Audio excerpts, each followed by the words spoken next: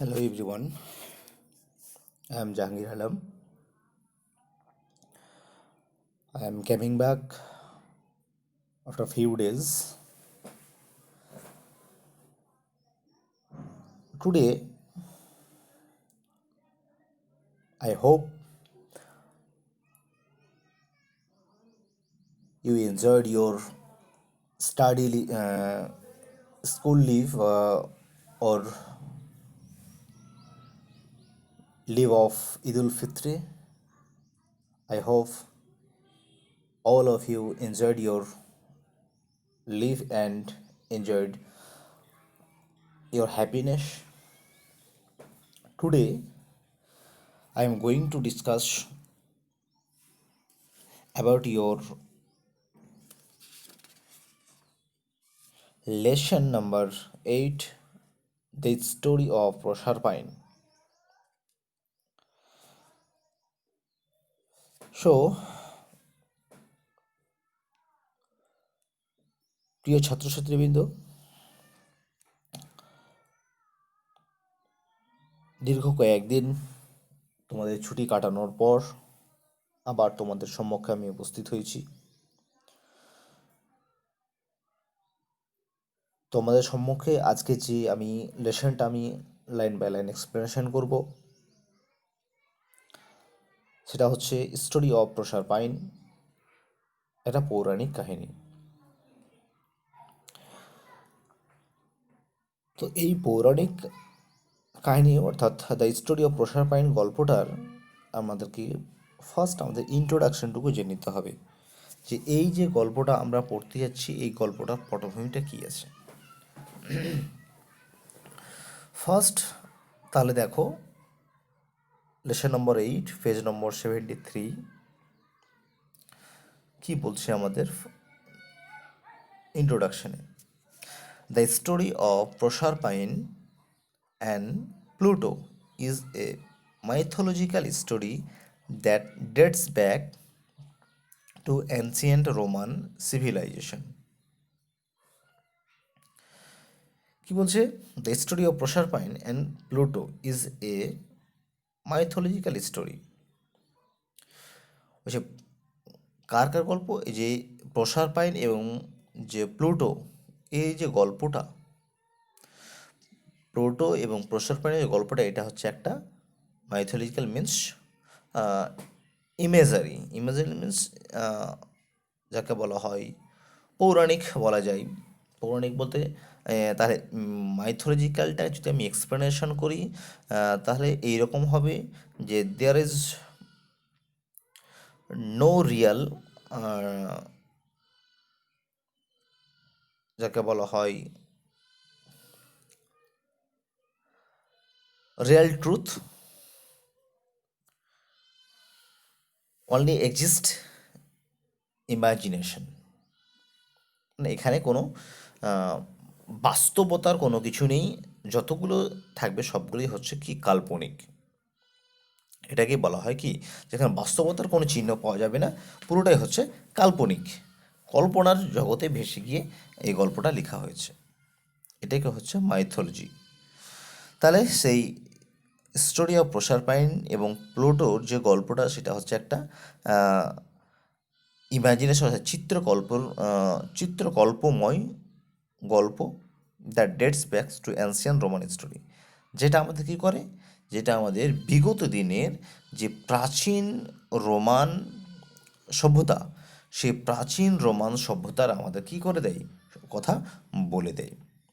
A similar story can be traced in ancient Greek mythology also. তাহলে কি বলছে, a similar story, এইরকম অনুরূপ গল্প can be traced in ancient Greek mythological also. যে এই ধরনের গল্প, এই ধরনের মিন্স কোনটা, এই যে মাইথোলজিক্যাল অর্থাৎ কাল্পনিক এই গল্পগুলো আমরা গ্রিক পৌরাণিক কাহিনীতেও আমরা, প্রাচীন গ্রিক পৌরাণিতেও আমরা এর নিদর্শনটা আমরা দেখতে পাই। তাহলে যে প্লুটো এবং প্রসারপাইনের যে গল্পটা, সেই গল্পটা কি বলল, যে প্রাচীন রোমান সভ্যতার একটা বিগত প্রাচীন সভ্যতার একটা নিদর্শন। এই গল্পটা আমাদের গ্রিক প্রাচীন গ্রিক পৌরাণিক কাহিনীর ক্ষেত্রেও আমরা এর কিছুটা নিদর্শন দেখতে পাই, বা এইরকম আমরা গল্প দেখতে পাই। Handed down from generation to generation, myth is an imaginary narrative that tries to explain nature and its mysterious mysteries. Sorry, তাহলে এবার যাওয়া যাক handed down from generation to generation. বলছি বংশ পরম্পরা থেকে, মানে একটা জেনারেশন পর আরেকটা জেনারেশন, আরেকটা জেনারেশনের পর আরেকটা জেনারেশন। যেমন আমার ধরে নাও দাদু থেকে এলো, বাবা থেকে এলো, আমাদের আমাদের থেকে আবার হয়তো যাবে আমাদের যে পরবর্তী জেনারেশন আছে, পরবর্তী যে পরম্পরা আছে তাদের কাছে। সেই রকম বলছে হ্যান্ডেড ডাউন ফ্রম জেনারেশন, যে বংশ পরম্পরার হাত ধরে। Myth is an imaginary narrative, myth is an imaginary narrative. এই যে মিথ মিনস হচ্ছে যে পৌরাণিক কাহিনী।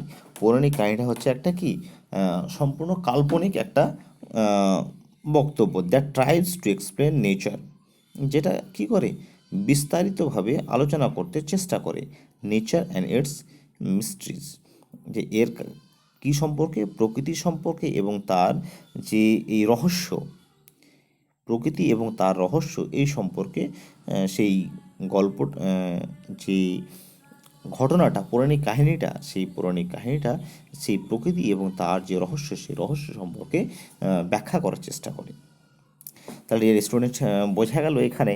তাহলে ফার্স্ট আমাদের কি বলছে যে মাইথোলজি জিনিসটা কী বললাম, মাইথোলজি কথাবার্তা হচ্ছে যেখানে কোনো বাস্তবতার কোনো চিহ্ন থাকে না, পুরোটাই কাল্পনিক। সেটাই হচ্ছে কি মাইথোলজি। তাহলে যে স্টোরি অফ প্রসারপাইন যে গল্পটা, সেই গল্পটা হচ্ছে কি একটা মাইথোলজিক্যাল স্টোরি, যেটার নিদর্শন কোথায় এটা কোন দিনের কথা বলে, এটা রোমান সিভিলাইজেশন, অ্যানসিয়েন্ট রোমান সিভিলাইজেশনের কথাটা আমাদেরকে বলে থাকে। তো এবার চলে যাই আমরা ইউনিট ওয়ান। ইউনিট ওয়ানে আমাদের কী গল্পগুলো বলে, সেই গল্পগুলো আমরা লাইন বাই লাইন এক্সপ্লেনেশন করে জানবো। আমরা দেখব যে প্রত্যেকটা লাইন বাই লাইন আমাদের কী ঘটনাগুলো বলে, এবং আমরা এই গল্পের মধ্যে আমরা কী জানতে পারবো। তাহলে ইউনিট ওয়ান চলে যাই। Long long ago in the beautiful island of Sicily. তাহলে সিসিলি কথাটা আমাদেরকে আগে জেনে নিতে হবে যে এই সিসিলি জিনিসটার অর্থটা কী। সিসিলি কথার অর্থ হচ্ছে যে তোমরা নাম জেনে রেখেছো মেডিটারেনিয়ান, মেডিটারানিয়ান এই নামটা তোমরা শুনেছো। এর অর্থ হচ্ছে কি ভূমধ্য সাগর।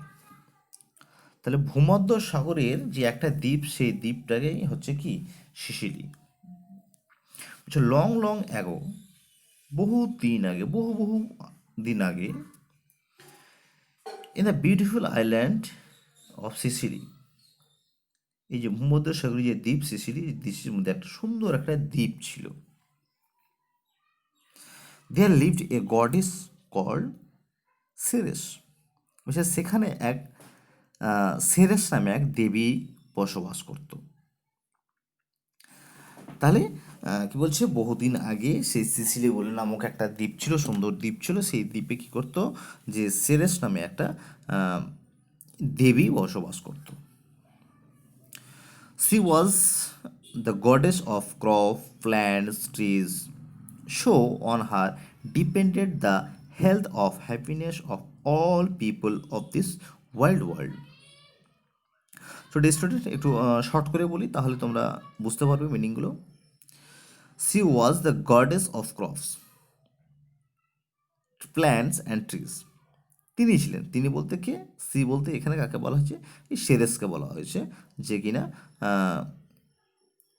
কি ছিল, দেবী ছিল। কোথাকার দেবী ছিল, এই সিসিলি দ্বীপের দেবী ছিল তিনি। হি ওয়াজ দ্য গডেস অফ, তিনি কিসের দেবী ছিলেন, ক্রপস, দানা শস্যর দেবী ছিলেন। প্ল্যান্টস, গাছপালার, প্ল্যান্টস অ্যান্ড ট্রিজ, ফসলের বা দানা শস্যর বা শস্য দানার দেবী ছিলেন। গাছের ছোট ছোট গাছের দেবী ছিলেন, এমনকি প্ল্যান্টস অ্যান্ড ট্রিজ কথা মিনস হচ্ছে বড় গাছ, আর প্ল্যান্টস কথার অর্থ হচ্ছে ছোট গাছ। তাহলে ছোট গাছ এবং বড় গাছ উভয়েরই কিন্তু কী ছিলেন, তিনি দেবী ছিলেন। তাহলে সিসিলি কিসের দেবী ছিল বোঝা গেল, the goddess of crops, trees and plants. So on her depended the health and happiness of all people of this wild world. কাজেই এই যে এই যে পৃথিবীটা, ওয়াইড পৃথিবীটা, সেই ওয়াইড পৃথিবীর সমস্ত স্বাস্থ্য এবং সুখের, সমস্ত লোকের যে স্বাস্থ্য এবং সুখের পুরো ব্যাপারটা, সেটাই পুরোপুরি নির্ভর করতো কার উপর, এই দেবীর উপর। তাহলে মায়াটা কীরকমভাবে আসছে দেখে নিই। C was the goddess of crops, plants and trees. তিনি ছিলেন সেই দানাশস্য এবং ছোটো ছোটো গাছ এবং বড়দের দেবী। সো কাজেই অন হার ডিপেন্ডেন্ট, কাজে তার উপর নির্ভর করতো দ্য হেলথ অ্যান্ড হ্যাপিনেস, সে স্বাস্থ্য এবং সুখময় জিনিসগুলো অফ অল দ্য পিপুল, সমস্ত লোকেদের, অফ দিস ওয়াইল্ড ওয়ার্ল্ড, এই এই প্রশস্ত পৃথিবীর, অর্থাৎ এই দ্বীপটার কথা বলছে। ওয়ার্ল্ড বিলস এখানে সেই সিসিলি দ্বীপটার কথা বলছে। সিসিলি দ্বীপে যতজন লোকজন থাকতো, সেই ততজন লোকদের সেই স্বাস্থ্যের এবং তাদের সুখের যে ভার দায়িত্ব, সেই ভার দায়িত্বটা ছিল কার ওপর, এই গডেসের ওপর। তার পরবর্তী স্ট্যান্জে আমরা চলে যাই। Ceres had a fair daughter. সেরেসের একজন সুন্দর কন্যা ছিল। হ্যাঁ, Ceres had a fair daughter, সেরেসের একজন সুন্দর বা সুন্দরী কন্যা ছিল। প্রসারপাইন, নাম কী ছিল তার? Proserpine. Whom she loved more than her life. তো সেই সেরেস কী করেছিল, যে তার জীবনের চেয়ে তার এই মেয়েকেই সবচেয়ে বেশি ভালোবাসতো। তাহলে তার মেয়েকে প্রসারপাইন, অর্থাৎ সেরেস তার মেয়ে প্রসারপাইনকে তার জীবনের চাইতে বেশি ভালোবাসতো। Proserpine was the brightest and loveliest of all girls. যতজন মেয়ে ছিল, সেই ততজন মেয়েদের মধ্যে এই প্রসারপাইন ছিল সবচাইতে ব্রাইট, মিন্স কি, উজ্জ্বলময় এবং লাভলিয়েস্ট অফ অল গার্লস, এবং যতজন মেয়ে ছিল তাদের মধ্যে সবচাইতে বেশি ভালোবাসাময়। তাহলে যতজন মেয়ে ছিল, সেই ততজন মেয়েদের মধ্যে সেই প্রসারপাইন ছিল সবচেয়ে ব্রাইটেস্ট অ্যান্ড লাভলিয়েস্ট। হার চিক্স, এবার তার রূপের বর্ণনাগুলো করছে। তার রূপের বর্ণনা করতে গিয়ে কি কি আমাদের এক্সপ্লেন করেছে, কি কি আমাদের সেই কোন কোনটা অঙ্গের সে আমাদের সামনে তুলে ধরেছে, অঙ্গের বর্ণনা আমাদের সামনে তুলে ধরেছে, সেই বর্ণনাগুলো আমরা এবার জানব।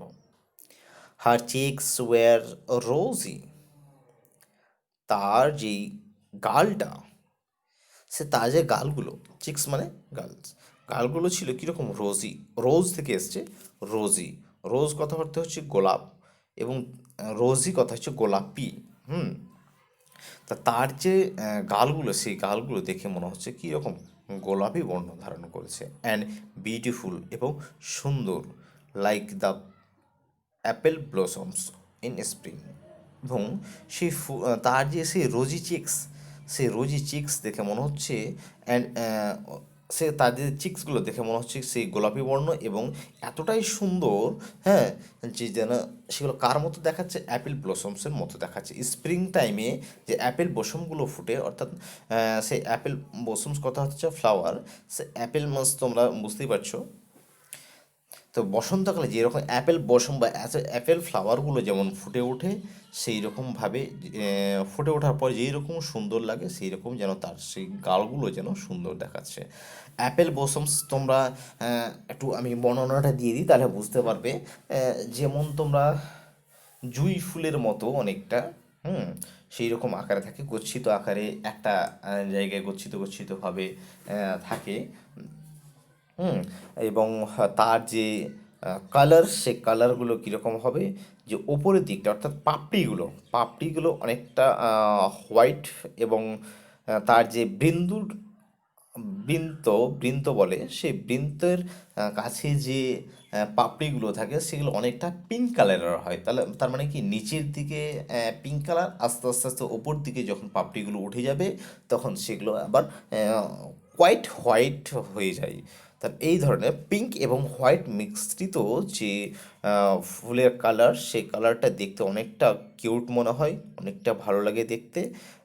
এবং সেই ভালো লাগার কারণেই তার যে চিক্স, সেই চিক্সকে অনেক সময় কখনো রোজি বলে ঘোষণা করেছে, বা কখনো সেই অ্যাপেল ব্লসমসের সঙ্গে তাকে তুলনা করা হয়েছে। বসন্তকালে যে অ্যাপেল ব্লসমস ফোটে, সেই অ্যাপেল ব্লসমসের সঙ্গে তাকে তুলনা করা হয়েছে। Her eyes were as blue as the sky in April. তার যে চোখ, সেই চোখটা যেন আহ, এপ্রিল মাসের আকাশটা যেই রকমটা নীল হয়ে থাকে সেই রকম যেন তার চোখটা নীল বর্ণ ধারণ করেছে। তাহলে তখন অবভিয়াসলি এপ্রিল মাস দেখবে, এপ্রিল মাসে যখন কীরকম হয়, শীতের আবেশটা শেষ হয়ে যায় এবং আকাশটা পরিষ্কার থাকে। এবং আকাশটা পরিষ্কার হয়ে যাওয়ার পর বিকেলের দিকে দেখলে মনে হবে আকাশটা যেন একদম আহ, আকাশটা যেন নীল বর্ণ ধারণ করেছে, নীল রং যেন ঢেলে দেওয়া হয়েছে। সেই সময় তার এপ্রিল মাসের সেই বিকেলের যে স্কাইটা, সেই স্কাইটা যেন অপরূপ দৃশ্য মনে হয়। তো জানো যে তার যে চোখগুলো, সেই চোখগুলো যেন এপ্রিল মাসের সেই এপ্রিল মাসের আকাশটা যেই রকমটা নীল বর্ণ ধারণ করে থাকে সেই রকমটা যেন নীল বর্ণ ধারণ করেছে। Her long golden curls were as bright as the sunlight in spring time. Her long golden curls, তার যে সেই হার লংস, লং মিন্স দীর্ঘ, গোল্ডেন মিন্স সোনালি, কার্লস মিন্স হচ্ছে পাক খাওয়ানো, কোঁকড়ানো, কুচকানো। তার সেই লম্বা সোনালি বর্ণ ধারণ করে সেই বর্ণ ধারণকারী সেই পাক খাওয়ানো চুলগুলো were as bright as sunlight in spring time. যেন মনে হচ্ছে বসন্তকালে যে এইরকমটা সূর্য যেমন যেরকম করে উজ্জ্বল হয়ে থাকে, সেই রকম যেন তার চুলগুলো যেন কী হচ্ছে, উজ্জ্বল হয়ে আছে। হ্যাঁ, সাইন দিচ্ছে। ব্রাইট মিন্স সাইন, সিল্কি যাকে বলা হয়। অনেকেরই সেই রকম হয়ে থাকে। চুলগুলো কোঁকড়া, লম্বা সেই চুলগুলো কোঁকড়ানো, এবং সেই বসন্তকালের আকাশের মতোই যেন সানলাইটের মানে যেন সে তার চুলগুলো যেন কী করছে, শাইন দিচ্ছে।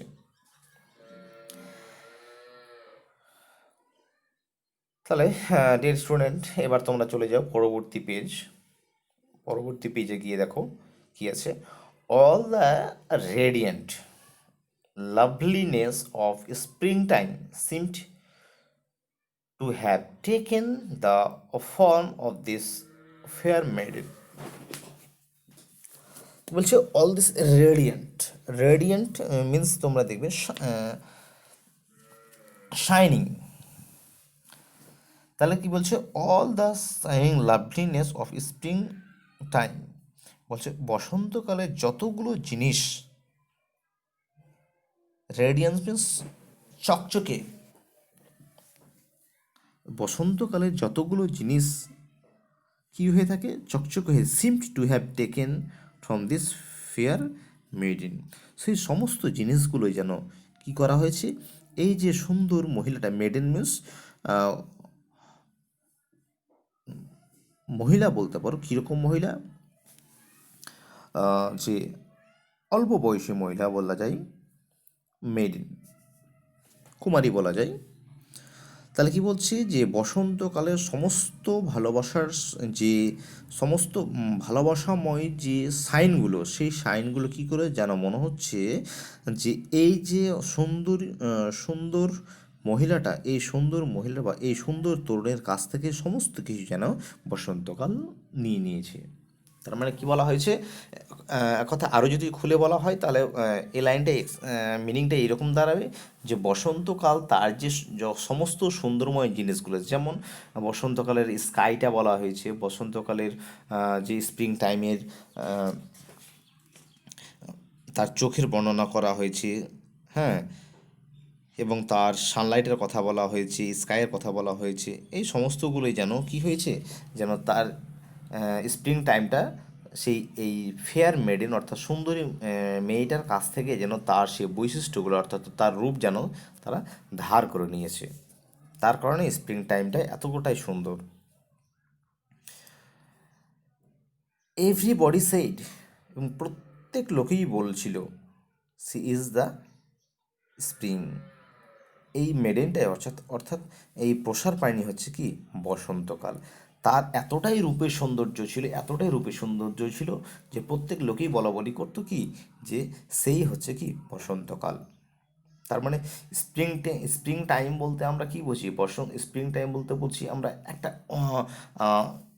সুইট ব্লো হবে, তারপরে কাকুরা তাদের মনের সুরে গান গাইবে, টেম্পারেচারটা একদম আহ, কি হবে, নর্মাল হবে, না থাকবে হট, না থাকবে কুল, সেই রকম টাইপের একটা মনোরম পরিবেশ থাকবে। এই মনোরম পরিবেশের কারণেই সেই সময় যে এরকম আবহাওয়াটা বিরাজ করে এবং সেই সময় মানুষের মধ্যে যেরকম একটা খুশির আমেজ থাকে, সেই পুরোটাই যেন সেই মেয়েটার মধ্যে যেন আছে, তার কারণে তাকে বলা হয়েছে সেই হচ্ছে একটা বসন্তকাল। বসন্তকালে যেরকম আকাশটা সুন্দর হয়, বসন্তকালে যেই রকম সূর্যের আলোগুলো সুন্দর হয়, সমস্ত জিনিসগুলো যেন মনে হচ্ছে যে এই মেয়েটার মধ্যে আছে, তার কারণে বলা হয় তাকেই স্প্রিং বলে ঘোষণা করা হয়েছে। প্রসারপাইন help her mother in the fields, এই প্রসারপাইন কী করতো, তার মাকে মাঠের কাজে যেন সাহায্য করত। Proserpine help her mother in the field, Proserpine তার মাকে মাঠের কাজে সাহায্য করত। উইথ হার ইয়াং কম্পানিয়ন, হ্যাঁ, she dance and sang while gathering flowers. With her young companion, তার সেই তরুণ সঙ্গীদের সাথে, হি ড্যান্স অ্যান্ড স্যাং, সে কী করতো, সে তার তরুণ সঙ্গীদের সাথে সেই নৃত্য করতো এবং গান গাইতো। হোয়াইল গ্যাদারিং ফ্লাওয়ার্স, যখন তারা ফুলগুলো কী করতো, জড়ো করতো, যখন এসে মাঠে যখন তারা ফুলগুলো যখন জড়ো করতো, তখন তারা কী করতো, তার তরুণ সঙ্গীদের সাথে তারা গান করতো এবং নাচ করতো। তো ডিয়ার স্টুডেন্ট, আজকে পার্ট ওয়ানটাই তোমাদের এই পর্যন্ত থাকলো। পার্ট টুয়ে আবার আমি পরবর্তী যে অংশটুকু আছে সে পরবর্তী অংশটুকু যাক, আমি আরেকটা স্ট্যান্ডে আমি তোমাদের করিয়ে দিচ্ছি, নাহলে আবার এর পরের দিন তোমাদের অনেকটা ভারী হয়ে যাবে। তাহলে এর পরের দিন একটু হালকা হয়ে যাবে। আর একটা স্ট্যান্ডে আমি পড়িয়ে দিই। Far down the earth, far down the earth, কথায় far down the earth, earth means ভূমি বলা যায়, মাটি বলা যায়, হ্যাঁ, অর্থাৎ ভূত্বক বলা যায়। ভূত্বকের অনেক নিচে, অর্থাৎ ভূত্বকের গভীরে, অর্থাৎ মাটির গভীরে, দেয়ার লিভড ডার্ক প্লুটো, সেখানে কী করতো, অন্ধকার প্লুটো কী করতো, বসবাস করতো, অর্থাৎ মাটির সেই গভীরে সে প্লুটো বসবাস করতো। King of the land of death, যাকে বলা হয় যে যে কী ছিল, যে ছিল মৃত্যুর জগতের রাজা। কথায় মৃত্যুর কোনো মানুষ যখন মৃত্যু বিরাজ করে দেয়, অর্থাৎ ইহলোক ছেড়ে যখন পরলোক গমন করে, সে ইহলোক ছেড়ে পরলোক গমন করে যাওয়ার পরে একটা এখানে যা অ্যাকর্ডিং টু দ্য স্টোরি, সেখানে হচ্ছে কি একটা জগৎ হবে, সেই জগতের রাজা হবে কি এই ডার্ক কিং। যেমন এই দ্বীপটার এই দ্বীপটার গডেস কে ছিল, সেরেস ছিল,